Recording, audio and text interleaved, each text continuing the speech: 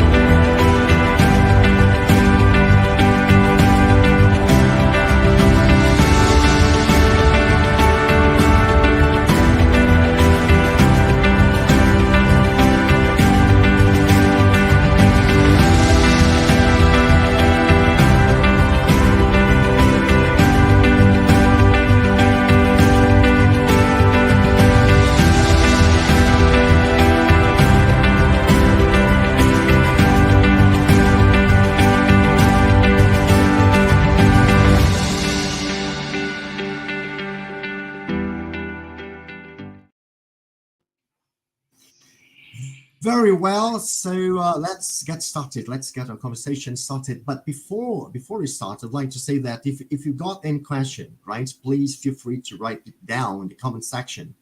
Don't forget to click on the like button if you enjoy our talk. It's also important to say. And to receive more video contents from ASSIPI and watch more activities, right, from our institution, please subscribe the channel. We'll be glad to have you around.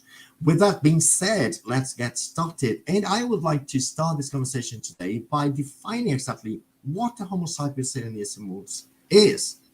That although we say that it's most highly evolved human beings in the world, I think that there might be people asking themselves what it's all about. Ulysses, could you start with this question, please? Oh, thank you. Well, thank you once more for the invitation. It's really an honor to participate here.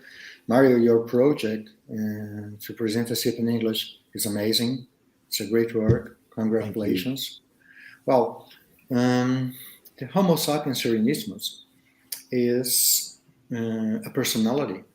He's a being, a real being, who is able to reborn in this dimension with the particularity to be in the last periods of intraphysical life. That means that in a few lives, in a few intraphysical lives, in a few reborns, he will finally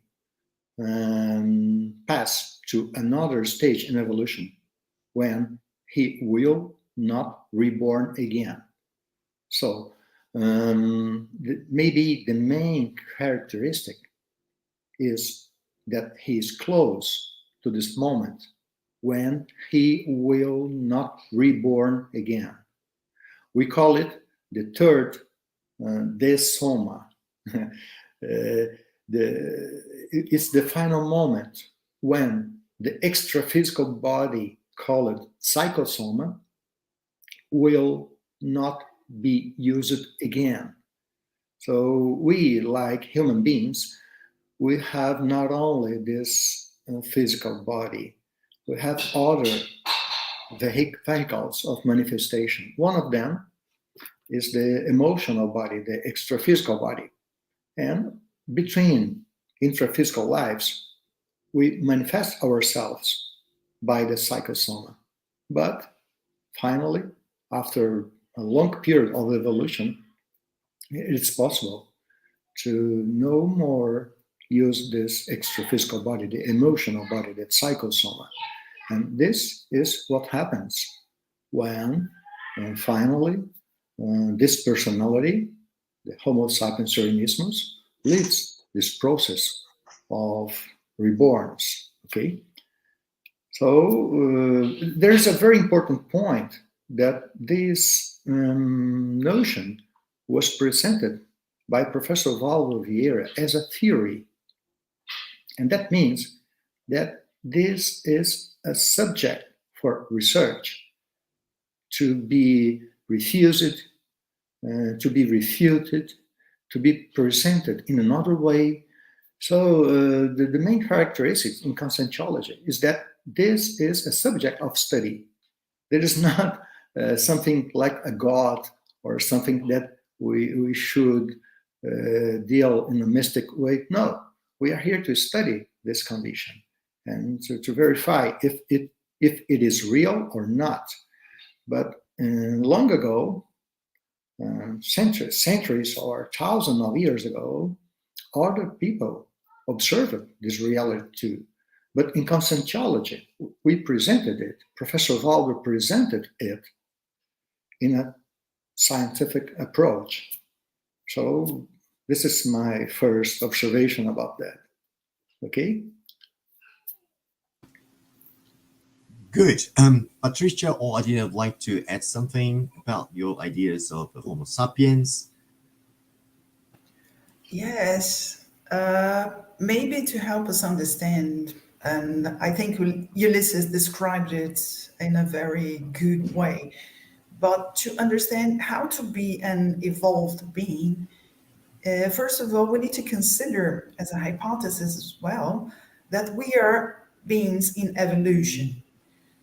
So Conscientiology also studied evolution, and there is this hypothesis that we are consciousness evolving through bodies, life after lives, and even from less rational beings like subhuman beings, you know. So there is this hypothesis for this kind of evolution. And what is going to be the next steps? This is the question. So now we're lucid human beings. We're here developing our parapsychism, trying to understand who we are and what is beyond this life. So here, this is the personality that kind of sets a goal, you know, for us to achieve. So what are the traits of a more evolved consciousness?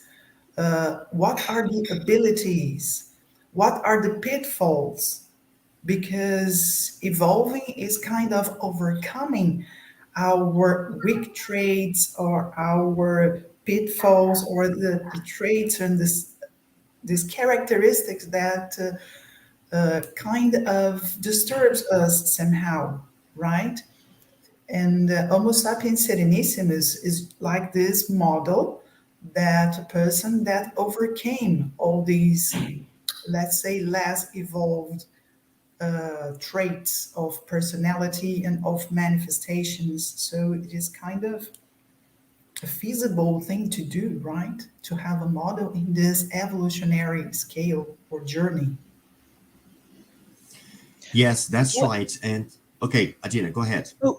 Yeah, thank you. What I would like to add to understand the amplitude of Homo sapiens serenissimus is the idea that Homo sapiens serenissimus is the consciousness that can use their idler faculties of the human brain in a percentage of 100. So it is absolutely incredible for us. And he is that consciousness that can integrate, that can put together all the essential qualities of any one person. I don't know, mental qualities, parapsychism, serenity, tranquility. So everything is integrated in Homo sapiens serenissimus, and first of all, it has a huge ability to act totally 100% cosmoethical in everything, and to keep this cosmoethical and to keep his multidimensional awareness in any dimension, because he acts multidimensional and he keeps his integrity regardless the thousand that can be found in certain dimensions.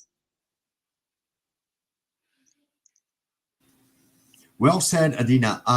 We have an evolutionary scale, right, at Conscientiology. If we study Conscientiology, then we know if you want to do the courses of Conscientiology, it's in the entry course. It's a very important topic, which is the evolutionary scale. And in that evolutionary scale, we are at 20% from the Serenissimus, right? In terms of evolution, the Serenissimus would have 100%, which is the last degree of evolution on this planet, or actually for a human being or an interphysical environment. And we would be at 25% of this, having other classifications, right? Evolutionary classifications.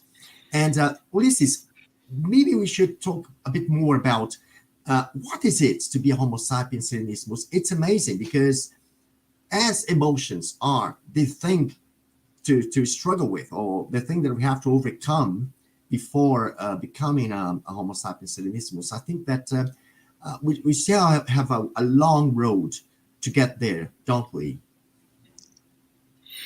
Mario, I found very interesting the approach Patricia brought to us, because she called attention for the evolutionary approach. And you are also asking about that. And Adina, she talked about special capabilities, special abilities, what the Homo sapiens serenissimus manifests different from us. So those questions we may find a way to think and to research through the evolutionary approach. And you see, there is something very interesting about all that, is that it seems that this personality real exists, and it's possible for us to observe it and to find a way to get in contact with him. If we admit that he may live together with us as a human being, it is also possible to try to get in touch with him, you see? So far, we don't have clear information about that, but a lot of many researchers got contact and access to the energies, and also to contact through clairvoyance, or even contact through the extra-physical experience of the projection of consciousness, you see, to be together with the Homo sapiens serenissimus. So I'm calling our attention to the possibility of observation. So the observation is really a very important way for this approach. So I would try to put this under discussion, you see? All right. Okay. Patricia or Gina would like to add something? Oh yes, it is possible, to get in contact with that. And actually, you can see that Waldo Vieira wrote about this in the treatise 700 Conscientiology Experiments. So this is kind of really a reachable goal. For instance, in the chapter 266 of this book, we have the experience of under spring, or the energetic springtime. It is kind of a state that you work a lot with your energies, you reach a more balanced inner state, you have a more emotional equilibrium. Then you can expand your energies in a more homeostatic way. So this is also called the energetic springtime, but it feels so good. And in this chapter, you can perceive that we can have kind of an interview. And one goal is to have this extra physical interview directly with a Homo sapiens serenissimus, And maybe one step before that is to really master this energetic state of homeostatic euphoria, So we have here that this interview, this energetic consequences on the preliminary interview from an extra physical interview with a Serenissimus, So we need kind of to master that. So this is one approach. And as Ulysses mentioned, well, we can also perceive by working with our energies and maybe working or brushing up our cosmoetics as well, brushing up our intentions towards interassistance, self-development, group development, really wishing the best for everyone, not in a naive way, but in a very interessential and effective way, wishing the best for everyone. So this is how we kind of brush up our intentions and are more close to the cosmoetic flow of the universe. Then maybe we can tune in this holotocene, or this set of thoughts and sentiments of energy that this consciousness, more evolved consciousness, manifests, So this is kind of a way to try to reach and grasp these holotosine of a Serenissimus. Oh, all right then. Agina? I think that in this context, it is very important to highlight the main, I think, in my opinion, the main characteristic of Homo sapiens serenissimus, which is the anonymity. So Homo sapiens serenissimus, when resumated, cannot be a public person. He is not somebody, he cannot be a politician, he cannot be a scientist famous, he cannot be an actor. He works in anonymity. And this condition shows that this condition is in a way a paradox. It is obvious a paradox, because such a huge consciousness, consciousness from the evolutionary point of view can remain hidden. It was like Professor Vieira said, a giant among the dwarfs. And this condition of Homo sapiens serenissimus shows that he is beyond the gurula tree, that he doesn't need to be praised or rewarded for the huge multidimensional interexistential work that he does. Well, for us, for the most of us, it is still very difficult to understand this.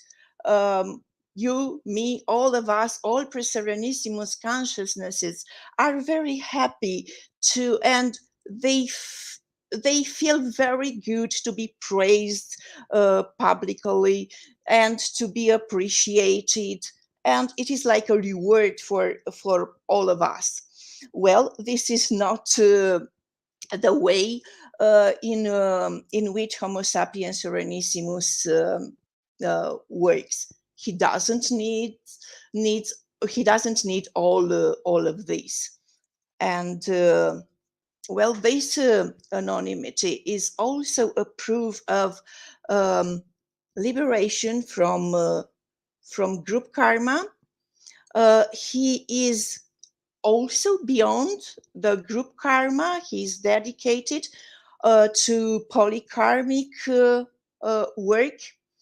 So 100 polykarmic work. But another paradox, let's say, is that he doesn't remain isolated. He is still in contact with the human problems. He is the one who knows best any human problems, any imperfections that pre-Serenissimus could have.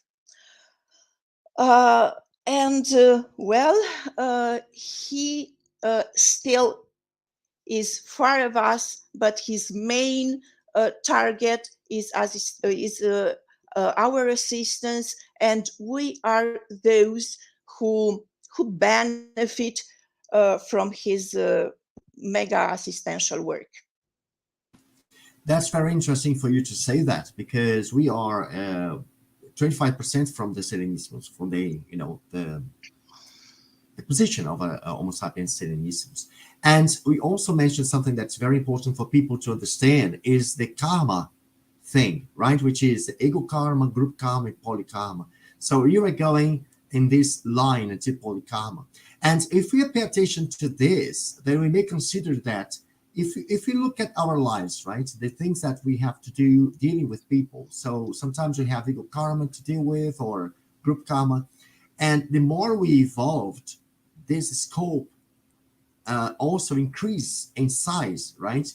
The more we evolve, we are able to assist more and more people and with better quality. So if we take our example in one life, for example, like 10 years ago, I was not able to do what I'm able to do now.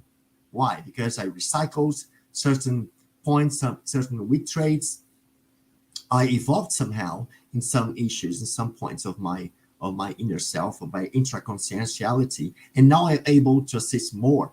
And if you see this movement of enlarging our capacity of assistance, then we can take this in several lives and several classifications of human beings, right? For example, we are at 25 pre-Serenissimus, right? So we are 25% of from the Homo sapiens Serenissimus, and then we have like 35%, 40%, like 50%, and so forth. And then the more we grow, evolutionarily speaking, we are able to assist more. And I'd like to mention something. I don't know if you have heard in one of the tertulias, Professor Valdo said that we're going to talk about this Homo sapiens Serenissimus today, which is the reurbanization.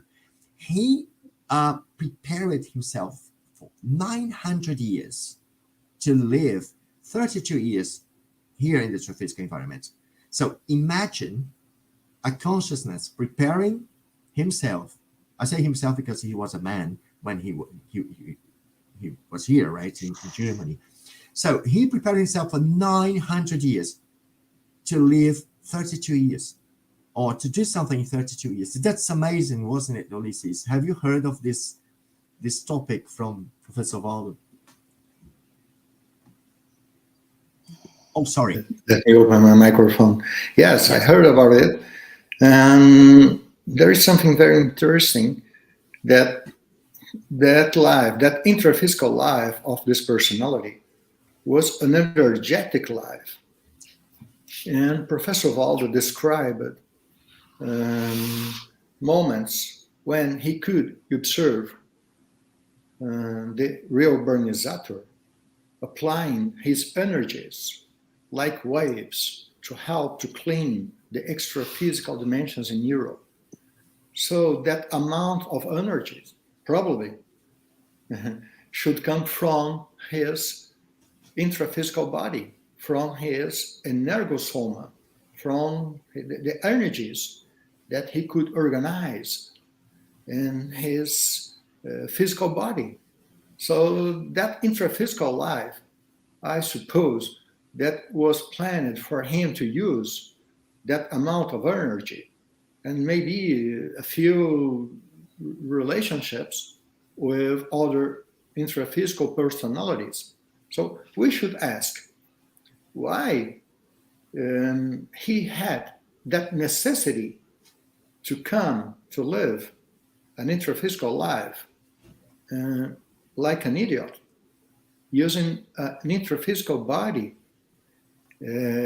Professor Valdo described that he seemed like an oligophrenic person. You see? So we suppose that for this man to achieve all the objectives that he had in this intraphysical life, he should live in peace, not to be disturbed. So the intelligent condition to solve the situation, he reborn like an oligophrenic. So this is a giant paradox, you see.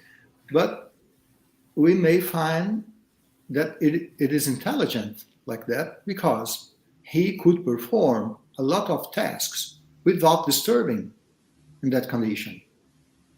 And Professor Valdo described all this situation, and he could observe it. Professor Valdo could access his Holotov through clairvoyance, through extraphysical information, and Professor Valdo was very interested in this kind of research.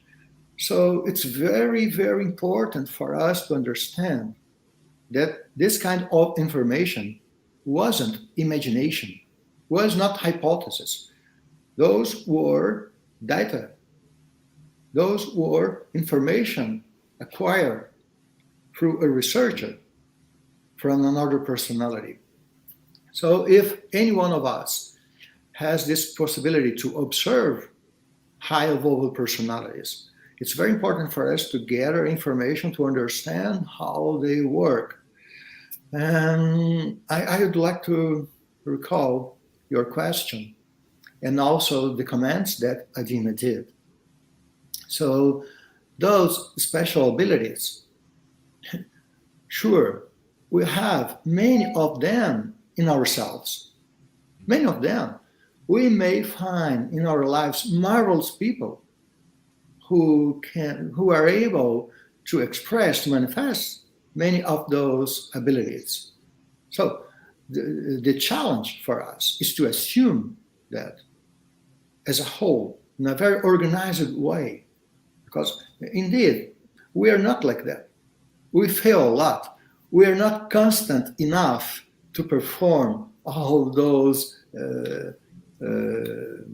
the tasks in such a clear way, very stable. We are not stable like this perfect condition or ideal condition. We are not still. But we have the seeds. We have even more than that. We have a lot of very good qualities in ourselves. But we are not so constant all the time. And more than that, we really don't know exactly a few attributes that this personality may manifest. In general, we are able to perceive and to detect attributes that we know, that we may identify ourselves with him. But imagine if this kind of personality manifests attributes that we are not able to perceive yet. So this is a challenge for our research, you see? So we are able to detect the traits who we may have words to say about them. We may have also experience to identify ourselves with him, but we may admit that probably they may manifest other traits and other attributes that we are even not able to detect or to understand. That's it. And this way of thinking is very interesting when we find the same difficulty with another person that lived together with us. Mm-hmm. Since I was a child, I learned with people around me, and I try to learn all the time. So for me, as an evolutionary being, it's very interesting to learn with other people who are close to me and who manifest abilities that I don't understand yet. So maybe this could be a way for us to access other consciousness, more evolved, you see? So I'm just trying to move closer this possibility of investigation, you see?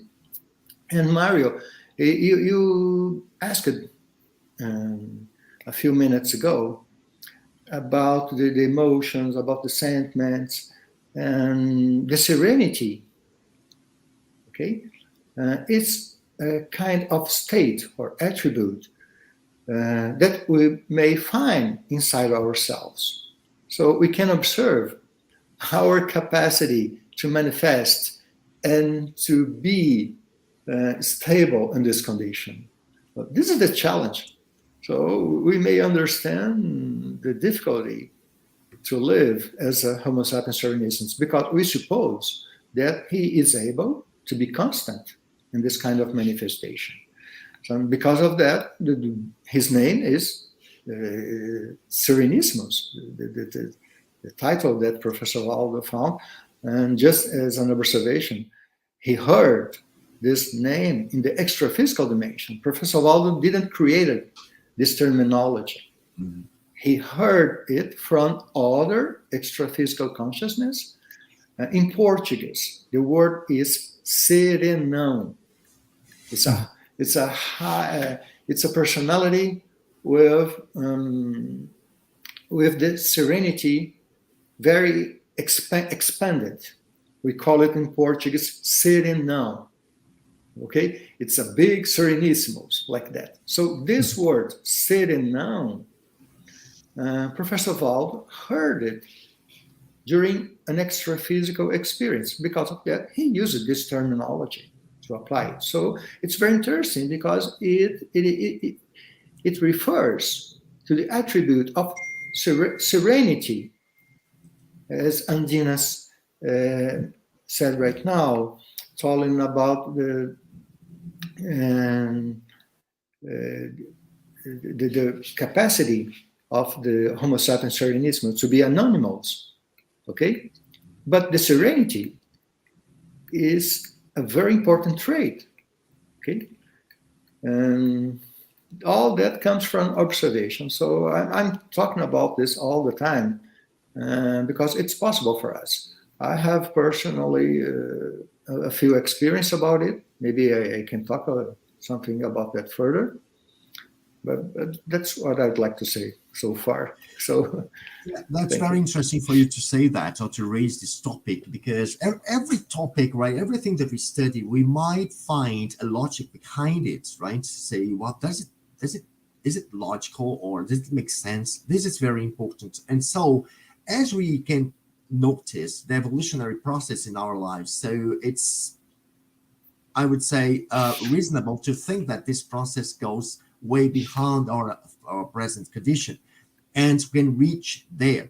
And you also mentioned something that we may recognize some of the attributes of the Homo sapiens Serenissimus, but there might be for sure some that we haven't reached them, as they are so away from. So there might be some of them who we still don't know. There is some comments to say here, right?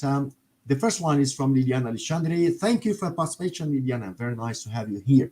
And Liliana says, so far, we've got the theory. Does anyone want to comment on personal practical experiences, please? Let's go for Patricia. Yes. As Ulysses was saying, we are researchers. So if it's a hypothesis for us, it is kind of possible to reach this. But before talking about my personal experience, I'd like to highlight that the important thing is for you to have your own personal experience. And it's not that important what Patricia has lived, because this is my personal experience and you should have your own. So this is when you're focused on your having these experiences and evolving yourself to get in contact with this being, this is the main goal, okay? So here we say something just like, as an example, but please do not believe in it. It also does not mean that I'm a highly evolved person. If I were able to get in contact with a highly evolved person, as Ulysses said, someone we can reach this Holocene, have these encounters as an extrapolation, and because the Homo sapiens Serenissimus allows us to. Otherwise, because we don't exactly know all these traits, and some of these traits, even if they are positive, may be so beyond our capabilities that could unbalance or shake us in a negative way. So go for your own experiences, right? Yes, just like Ulysses, I had some right coming into the year that I just arrived in Conscientiology. I think it's 2008 or 2007, first time that I arrived here in Foz do Iguaçu. I was there, young girl, thinking about nothing, I already took a course at IIPC, so I knew about one type of Serenissimus, and we were there in a huge room, the Holoteca Saloon, room, and Waldo Vieira, instructor Waldo, was talking about his lectures or a tertulia. I don't quite remember right now what was it. And out of the blue, I felt the presence of Monja. And at that time, I was with a colleague of mine, a former boyfriend in Conscientiology, and I look at him and I knew nothing, right? And I told him, well, Monja is here. And he said that this is nonsense. You're just how is that possible? You know almost nothing about Conscientiology. No, no, no, no, no. She's here. She is here. Pay attention. Look at that. Because I was involved and embedded with such a peaceful thing. And the idea was such I knew the personality somehow. I don't know if from past lives. I don't know if possibly from lectures on the intermissive course, because some of us took a course before we were born and we got in contact with those more evolved beings. But I was able to, in a very spontaneous way, to recognize that. The day after that, Waldo Vieira confirmed my perceptions. He said there was something very rare occurred here because she was here in presence. And Serenissimus usually does not do that. She was here, and some of, not only me, but some other people were able to perceive. So this is the important thing to say, right? Because I'm not evolved, I'm not that special, but we are a team that are trying to evolve together. And as Ulysses said, we have some role models to follow, and we learn by mimicking sometimes or extrapolating and perceiving having these experiences. But the most important for me, it was a warm welcome to the group, you know. And for me, it's kind of okay. These people are okay. They're not nonsense. They're crazy people. This is a feasible, achievable theory. For me, from this point on, that was a fact for me. And this is important for all of you that you're listening and watching us right now, that it should become a reality for you. My experience was very important for me, and just a theoretical example for you, but perceive your own experiences. And if I may, Maya, I can talk about something that I think which is even more important relative to the Serenissimus, but after listening to our friends as well. Very good. I would just like to ask Adina to also tell us about the experience that she had. She recently presented a work concerning her experiences with these perceptions of the energies of Serenissimus in the Balkan countries, right? So, Adina, could you tell us, please? Yeah, thank you very much. I'd like to start. Well, it is very difficult to speak in few words. It's it's my experience, as Patricia said before, and it is very important for me, and I'm very happy to share with you as well. I will start reminding again the principle of these beliefs. Belief, because Homo sapiens serenissimus is an research hypothesis based on my own experiences and my understanding regarding these experiences. These experiences were triggered by a certain change in my Holothought, by a prolonged, increasingly intraconsciential process and recycling. And I won't talk in detail about my experiences because we don't have time. But what I'd like to say is that Homo sapiens serenissimus balkanus is the one in charge with the Balkan Peninsula, countries from ex-Yugoslavia, Romania, Bulgaria, Macedonia, and the Greek Macedonia region, Albania. And his domain of activity is the natural environment protection, special attentions to phyto and zoo conviviality, to people re-education related to the respect of nature, plants, animals, environment in general, um, mutual respect between the people living in peninsula, uh, a better integration of these countries in the European community, and the overcome of so-called balkanism. People needs to eliminate from their mind, first of all, the idea of balkanism, of being inferior, of being rough, of being second-hand citizens, and to recuperate this discrepancy with Western Europe. And what would uh, I would like also to highlight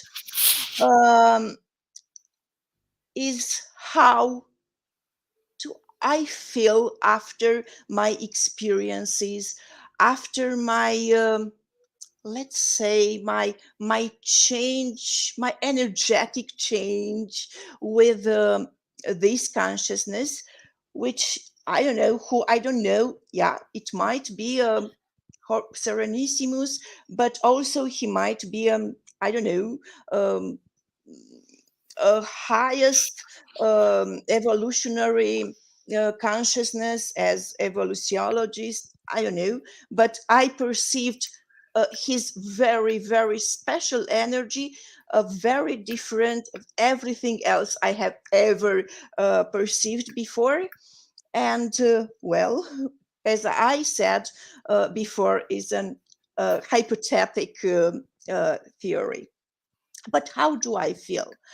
I live several days after my experience, after my experiences in a prolonged energetic spring. These experiences have holosomatic repercussions. My mental capacities are expanded. I can work more and better. My mind works better, my memory works better. I make better interconnections between the ideas. From psychosomatic point of view, I feel calmer. I don't have emotional ups and downs. My parapsychic abilities are also expanded. I experience, for instance, out of the blue, sudden vibrational state. And well, I feel myself um, as a real. I feel how it is to be a piece in the maxi mechanism, and it's a wow. It's a very interesting, intense, strong feeling. And well, there are experiences that oblige me very much, that motivate me, that mobilize me to improve myself first of all, and then to do my best to to try to involve more in my assistential work, to follow, of course, at lower, much lower level, the assistential work model of uh, um, Homo sapiens serenissimus. And well, in a nutshell, this research in with Homo sapiens serenissimus balcanus, but generally speaking, this work in the field of serenology uh, has given me an evolutionary impulse. And I hope to have the wisdom and the discernment to know how to use it. Thank you. All right, Adina, it's a very interesting experience with that we described now. And it's important to mention that when you have an experience with the energies of Homo sapiens Serenissimus, it tends to be remarkable and a turning point in terms of change for your behavior, right? Such a power of this experience. I'd like to mention here in the book, Projections of the Consciousness, right? A diary of out-of-body experiences written by Professor Valdeveira. In the chapter 57, he describes an experience with the Homo sapiens Serenissimus called Monja. That we're going to give more details about her in a while, right? But here we have a very interesting experience that he describes in this book, right? In which he says, the extraphysical female appears to be constantly focused and unshakably serene. She wore the simple outfit of a monk. That's the reason why she was called Monja, right? I felt a most pleasant flow of energy while in her presence, and the indescribable sensation of freedom and a sense of fraternity came to me. I experienced an incredibly well-contained sense of exaltation.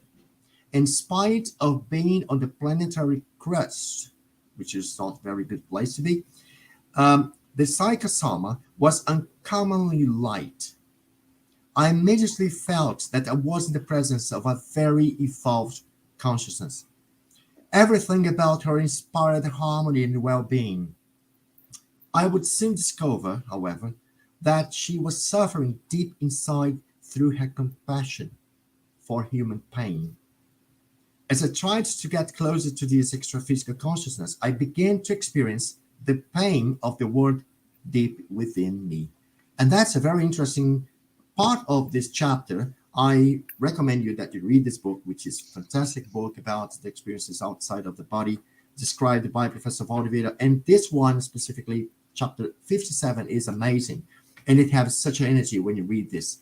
That's amazing, because when we talk about Homo sapiens Serenissimus, we're talking about someone who is an expert in human life, in humanity and human beings. So they are able to feel the pain of humanity and deal with that existentially without being contaminated by this pain, which is, I'm so expert about human beings that I can understand them, feel their need, feel their pain, and not get contaminated by this. It's a lot beyond that. So you are able to assist, right?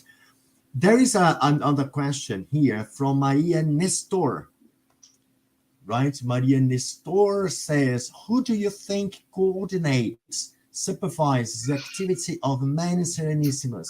Sometimes they can change the mood from working constructively. That's a question from Maria Nestor.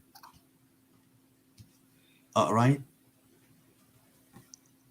Who would answer that? Well, there is a very interesting hypothesis that they work like colleagues, like a collegiate. Maybe they work together like a council, and they may communicate and develop discernment by themselves. This is a very interesting hypothesis.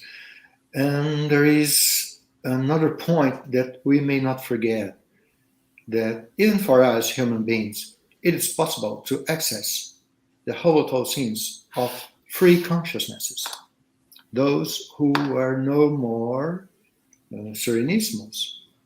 And we may speculate very consistently that the Serenissimus may communicate with the free consciousnesses. Okay, so maybe they may find very good orientation communicating in this way. But more than that, even more than that, the access to the personal phenomenon of cosmic consciousness may give them a lot of orientation about the universe, the perception, and to discern the tasks and the priorities that they may achieve. So I mentioned here cosmic consciousness, contact with free consciousnesses, and they working together between themselves. Okay, so we are used to think about leaders. So who is the boss? Okay, this is the question. But maybe there is a more intelligent way to discern how to achieve. Okay. And very good. And we have another comment from Liliana. Let me just show this. Reurbanizer, which is the name of one Homo sapiens Serenissimus specifically, seems to be responsible with his team of peers for the reurbanization of the planet Earth, not just that of one country. Would someone like to comment?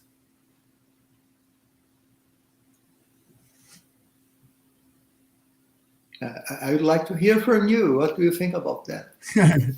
Oh, yes. Well, it's important to say that we are at the moment in a reurbanization process in the planet, right? It's important to say that we live in a hospital planet, which it needs lots of assistance, right? We are still struggling to improve ourselves as human beings.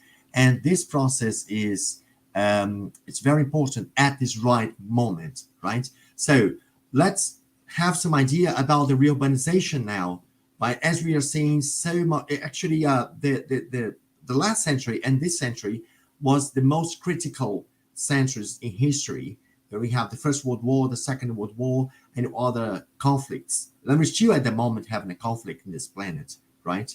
Not mention movements like terrorism, military dictatorship, and so forth. So we are living now a very critical urbanizing moment, but it's extremely necessary for the evolution of human beings. Okay, Patricia, do you like to add some other ideas on this, please? Yes, maybe how to take advantage of this moment, right? Because I think a lot of was said about the reurbanizer. And the thing is, we as many pieces, how can we better connect with this Team X or extra physical team and make this connection between our work as volunteers, making this effort, as Adina said, to be better, and be a mini piece in this max mechanism, because the reurbanization, in a nutshell, is just a lot of actions, a lot of movements to make this planet better as a whole, So a lot of group works, intra and extra physical, to try to bring the planet to another evolutionary level. And how do we can connect with this extra physical team and be a mini piece in this reurbanization process? So maybe through this, conscientiology is one of the approaches, building this new science that are clarifying and enlightening people about their parapsychic abilities and our, let's say, kind of true nature, because we're not just the product of a brain. This is an important thing, this consciousness evolution, right? Very good. We have another comment from Liliana Alexandre. Very interesting. This logical assumption, a Serenissimus consciousness may well have traits we cannot yet even relate to. I think it was something that Ulysses said, right, some time ago. And she's making this comment. Also, all have words to define. And here we go with one more. Constancy and stability are also very important traits. Let me tell you something very fast about that, Mario. Years ago, Professor Valdo asked me to try to research something like that. And right now, I have the hypothesis that the Homo sapiens Serenissimus is able to operate intuitions. In general, human beings, we operate thoughts. You see, we operate our thoughts. But I suppose that the Serenissimus is able to operate intuitions and to perceive and to operate like that. And maybe this could be more interesting, more important than operate thoughts. because that means to operate direct perceptions all the time without the necessity to process this kind of information. So I'm working with this hypothesis right now because I feel something like that when I'm in different states. So it's hard to imagine for us one intuition, but imagine a consciousness able to operate many different intuitions at the same time, you see? So for us, it's very hard to imagine this condition. All right, let me show some comments. Monja is a nun. According to Professor Valdeira, who had contact with her, she appeared as a monk, right? Wearing clothes of a monk, not exactly a nun. And Monja is a sponsor of neuroscience Conscientiology. Yeah, that's right. She was closer to Professor Valdeira, and she helped a lot the Conscientiology. But when she passed away, when she decimated, she came back to the extraphysical and she said, bye-bye. I'm not going to stay here anymore. And she kind of had a farewell projection with Professor Valdeira. We have other comments here. Unfortunately, we are just finishing our conversation today, but I'd like to mention some comments that people had here in the comment section. Doris Belling, so good with all the due emphasis to know that these ideas are and thoughts are available. And Andrea Kitties says, I consider a priority to study the Serenissimus traits that we already have and how to potentialize them. A very good comment, Andrea. That's what we are aiming to, is to see exactly what we are already able to evolve and to work on this. I would like to continue talking about this, for one more hour, but unfortunately we are finishing our conversation today. But before finishing the conversation today, I would like to talk about this dictionary by Ulysses Schlosser. Thank you very much, Ulysses, for this publication. This is an amazing book. Unfortunately, we have in Portuguese, not in English yet, but for those who speak Portuguese, I highly recommend the read of this Dicionário Neurológico de Parafenomenologia by Ulysses Schlosser. We are just putting here in the comment section the link for you to buy this dictionary by Ulysses, right? It's a very a must-have book at home. People, thank you very much for participation, Ulysses Schlosser, Patricia Barbosa, and Atina. Your final words. Let's go for the final words. Let's stretch just a bit more our talk for your wrapping up words, please.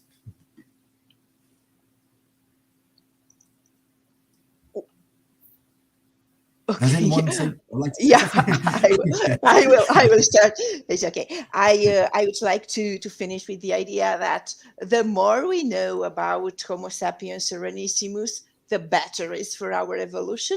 And I would also like to thank you again for inviting me, and hope to have another opportunity to develop and continue this debate. Thank you. Patricia? I also like to thank you for the invitation and participation. And who knows, I hope that this is kind of inspirational presentation and talk as well.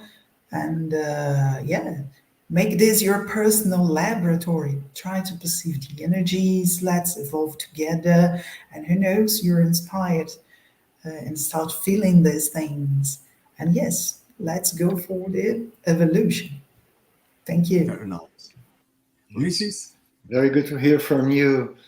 And also, I was thinking in a kind of message similar to the words of Patricia.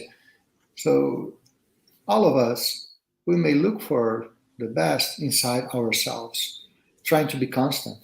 But mainly, if we are able to develop effort, to develop determination, to work with existence, we may be closer to this evolutionary perspective. And I think that this is the way: cosmoethics, assistance, and look for the best inside ourselves. So thank you so much. Okay, see you next time. Very nice, people. Thank you for your participation. And I have to say that the next Let's Talk will be held May 28th. We'll be talking about the challenges of global teaching. We'll be talking about what the struggle we have to deal with different cultures, different people from different countries, nationalities, people from all walks of life, how to address them and work with clarification task. So next Let's Talk, May 28th, the challenges of the global teaching. See you there. Have a nice day. Have a nice, actually, long weekend. We have a holiday tomorrow here in Brazil, but I think that everyone else, right? Because it's May 1st, the May Labor 1st. Day. So have a nice long weekend. Bye-bye. Thank you for the participation. Bye. Cheers. Bye-bye. Thank you. Bye. Thank Bye. you. Thank you. See you.